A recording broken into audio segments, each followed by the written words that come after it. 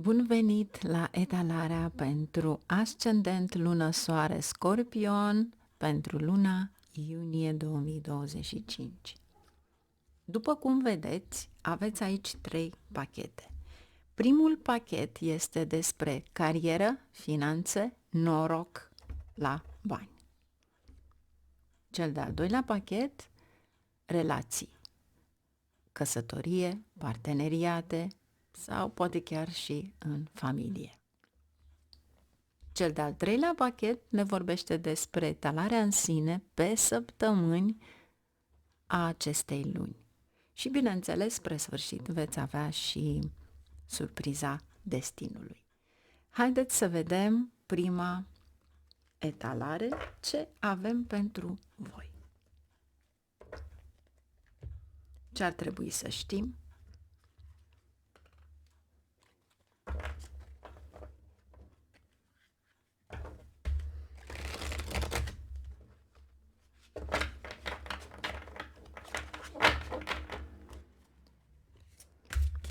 Ce trebuie să știe Scorpionul? Ascendent, lună, soare în Scorpion.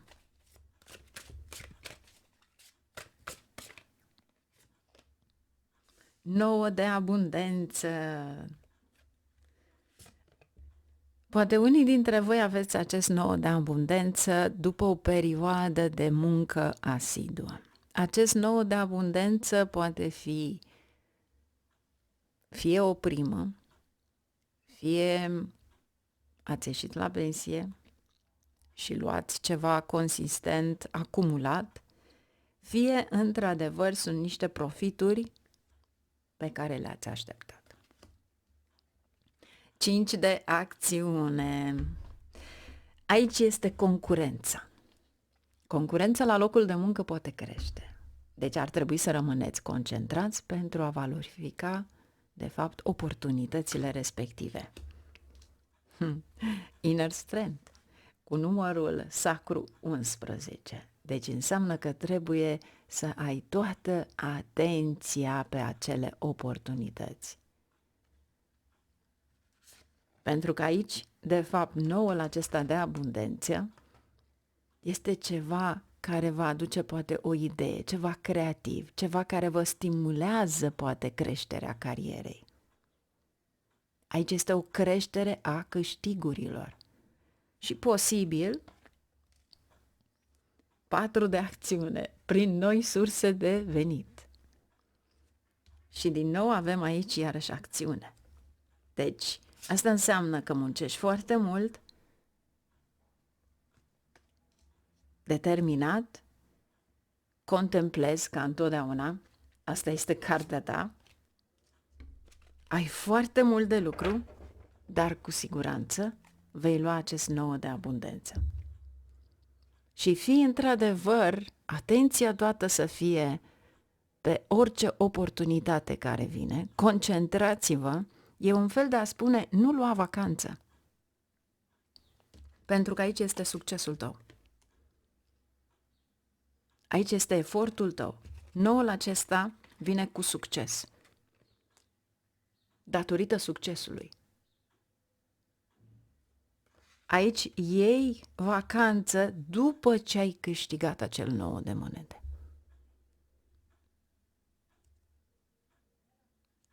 Poți fi creativ, ai noi oportunități, menține de fapt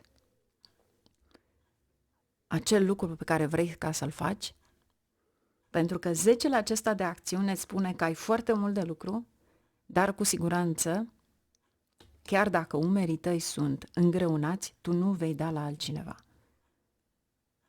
De ce? Pentru că acel ceva îți va aduce de fapt 9 de monede. Deci, fiți atenți la oportunitățile respective, la concurența pe care o aveți la locul de muncă și mai ales dintre colegi, sau poate chiar veni din afară. Sunteți puternici? Puteți să luați acele 9 oportunități? Și puteți în același timp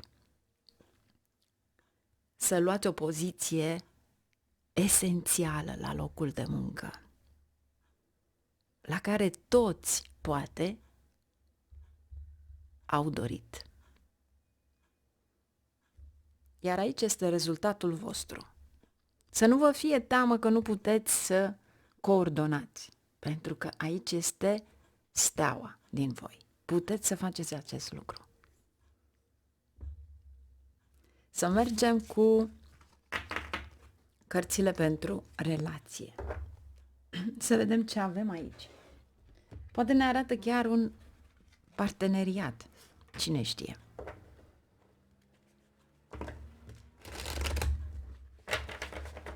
Ce avem aici pentru voi?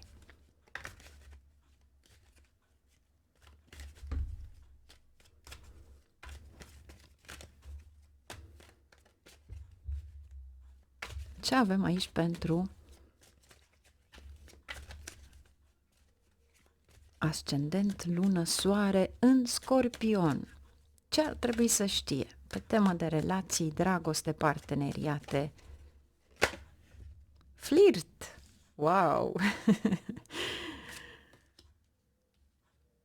Oh! Să știți că veți descoperi că, de fapt, din acest flirt, de fapt, este o relație dintr-o viață anterioară care nu a fost închisă, dar aveți o atracție deosebită. Vă atrageți ca niște magneți.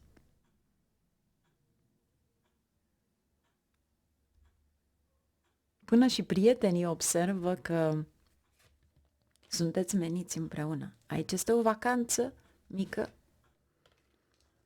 Factorii religioși. Posibil să fie total diferită de cultura în care ești tu. Dar cu siguranță aici este o activitate amoroasă, să-i zicem, intensă, ridicată la noi conexiuni. Iar pentru unii dintre voi, cei care nu aveți o relație, să știți că apare ceva nou. Dar în același moment, parcă ai un déjà vu. Poate unii dintre voi mergeți într-un loc străin, în un loc total diferit și acolo veți întâlni această persoană. Simțiți că aveți sentimente pentru persoana respectivă.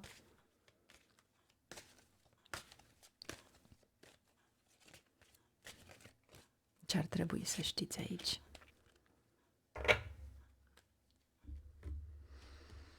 Să aveți încredere și poate uneori lucrurile pe care le faceți zilnic nu vă dă accesul la a avea o persoană iubită. V-ați pierdut încredere. Pentru că eu aici văd noi conexiuni, noi oportunități. Văd o comunicare sinceră. Dar în același timp îți pui întrebarea dacă ar trebui să am încredere sau nu. Pentru că acea atracție este în funcție de tine. Uneori te întrebi dacă persoana de lângă tine este ceea ce vezi tu.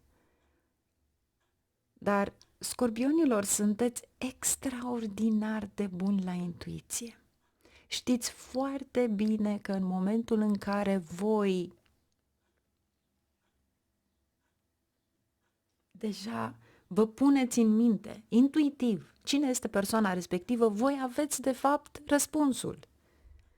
Deci ce-ar fi ca înainte de a găsi persoana respectivă, înainte de a apare persoana respectivă, planul principal este să vă puneți în minte ce tip de persoană am nevoie în viața mea. Pentru că acel tip de persoană va veni în viața voastră. Deci cel mai important este cum mă pregătesc mental, ce îmi doresc cu adevărat, ce încerc să atrag. Și numai atunci ar trebui ca,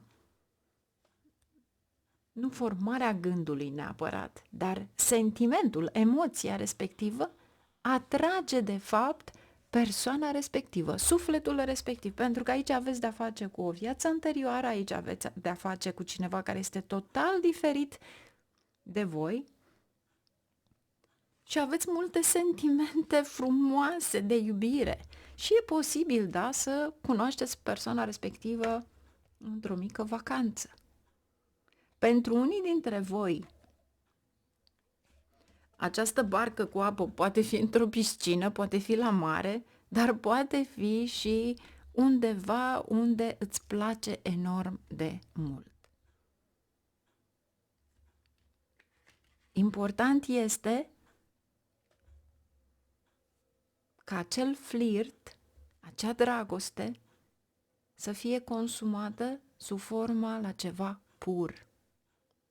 Și nu pur și simplu o relație trecătoare. Pentru că asta vă spune. Ce atragi? Ai încredere în ce atragi. Întotdeauna codependența, adicție, ce este?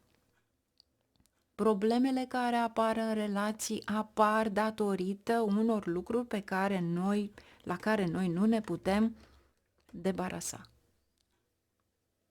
Dar cu siguranță aici se vede o relație extraordinar de frumoasă. Este o atracție la care nu te-ai așteptat.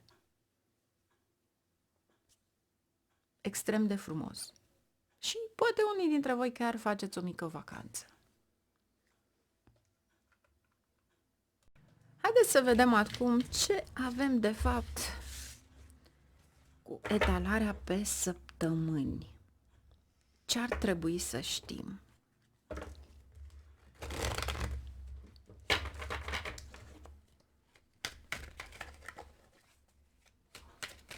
Ce trebuie să știm? Ce ar trebui să știe scorpionii?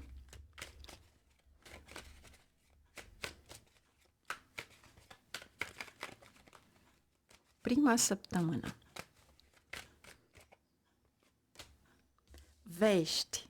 Vești bune. Poate unii dintre voi călătoriți cu avionul. A doua săptămână, succes, deci chiar e posibil să călătoriți undeva în exterior. A treia săptămână aveți cavalerul de monede.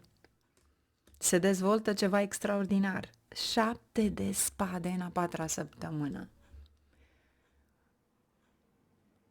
Vă ascundeți. Ce ascundeți? Un flirt, o relație de dragoste. Dacă nu au ieșit acolo la relații, atunci ies aici. E ceva dintr-o altă viață. 10 de bâte, într-o vacanță, ceea ce-ți dorești, ai luat o primă, 9 de cupe, dorești să ai puțină liniște și uite așa, ai de-a face cu un flirt. Deci, mare atenție la acest 7 de spade. Sau, posibil să dai peste cineva care încearcă să te înșele. Nu înșele numai în relație, să te înșele la bani. Să vedem acum despre ce este vorba. Pentru că aveți cavalerul de monede în spate și asta înseamnă că are de-a face cu bani.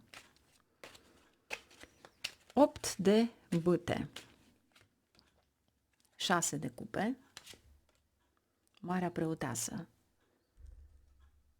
Poate unii dintre voi doriți să mergeți pe locurile natale, dar unii dintre voi am senzația că aveți de-a face cu o moștenire.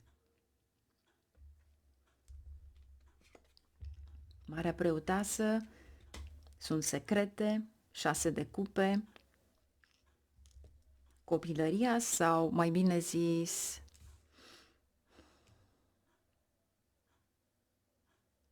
ceva din trecut care vă emoționează, dar nu veți spune nimănui.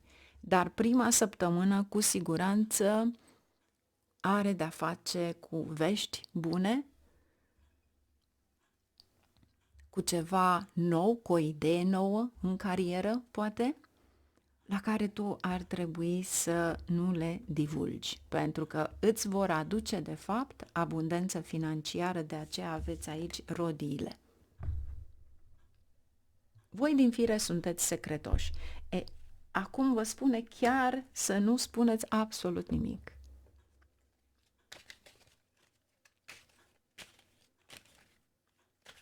Patru de bâte în a doua săptămână, un succes, posibil pentru unii dintre voi să fie o călătorie în exterior, spânzuratul, 7 de spade, wow!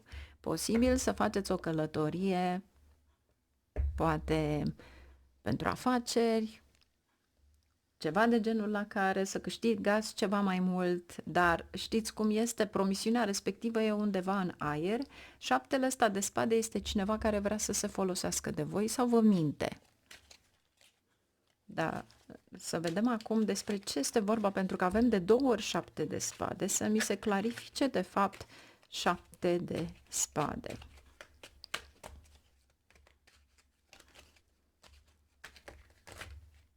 Ups. Mi se clarifică cu Arhanghelul Mihail, Cartea Săgetătorului. Este ca și cum vi se promite ceva mare care se extinde, dar de fapt nu are nicio bază materială.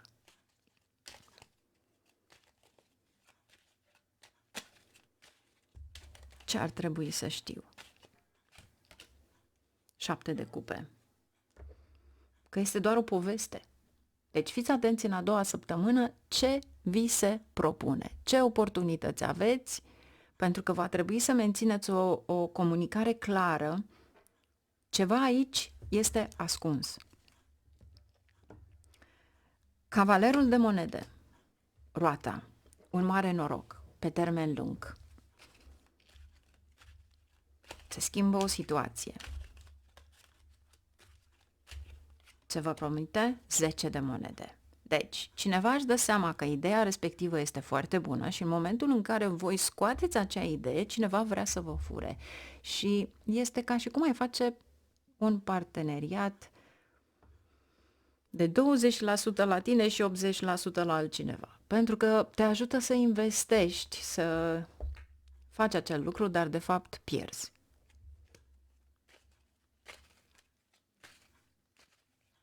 Aici este o concurență care vrea de fapt să te fure.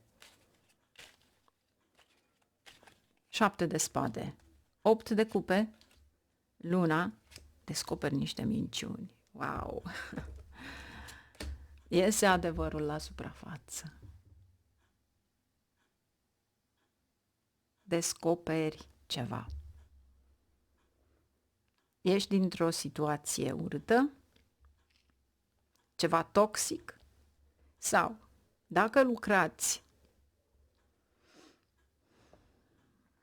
într-un sistem de contabilitate sau ceva de genul acesta, care știți că se fac falsuri prin documente pentru că aveți asul de spade, voi ieșiți. Pentru unii dintre voi, concurența respectivă vă face să mințiți, să nu o faceți. Pentru că 7 de spade este ca și cum te împinge să o faci. Fii cinstit și vei reuși.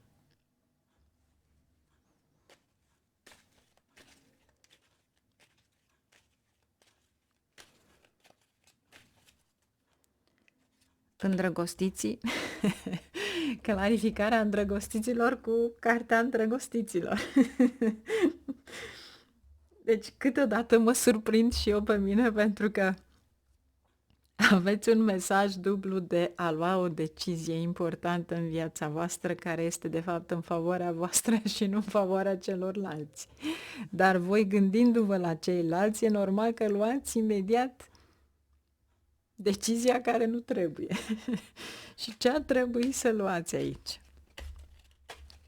Pentru a vă surâde norocul și pentru a combate acel 7 de spade. Diavolul, fii diavolul din tine. După o muncă asiduă, trebuie să ții cu tine, este normal. Multora nu le place aspectul negativ sau aspectul, mă bâlbâi, întunecat, să zicem. Dar vedeți voi că din întuneric se ridică acea lumină. Din efortul tău faci bani, nu din efortul altcuiva. Și în momentul în care tu știi că cineva pur și simplu se folosește de tine, în momentul în care tu știi că cineva vrea să te îngroape de viu, de ce nu ai fi tu cel care l-ai combate? Asta este decizia pe care trebuie să o ai. Munca ta asiduă este pusă aici. Este Saturn. Munca ta te scoate la iveală. Iar aici ai pajul de monede, un nou început. Pentru mulți dintre voi poate fi chiar un nou job în exterior, dar încă o dată, dacă vi se propune ceva, cântăriți de 1000 de ori despre ce este vorba. Luați o decizie importantă. Iar aici aveți pajul de monede, lumea și 9 de monede. Încă o dată, acțiunea lui Saturn va aduce de fapt, pentru că e Saturn aici, va aduce de fapt bani. Să știți că Saturn nu este o planetă care poți să spui că totul este negativ. Nu. Saturn vă îndeplinește dorințele împreună cu Luna. Saturn va aduce câștiguri financiare mari, pentru că guvernează casa 11. Visurile tale și banii care vin peste noapte, niște câștiguri la care nu te poți aștepta. Mai ales când este activat. Și să vedem ce ați putea voi să faceți aici și cum veți câștiga. Care este, de fapt, cartea destinului, surpriza destinului?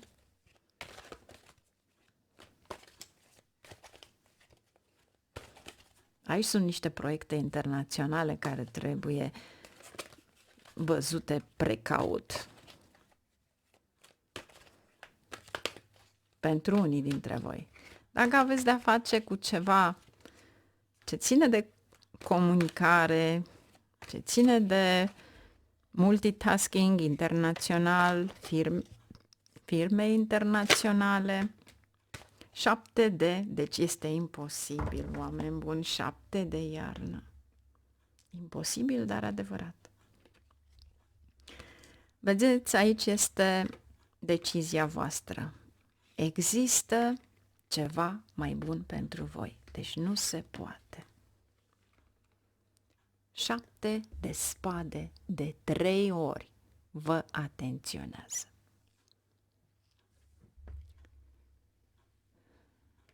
Este ceva la care nu-ți mai servește.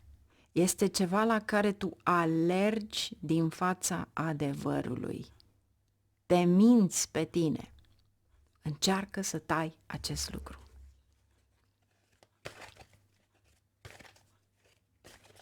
Să preferi adevărul.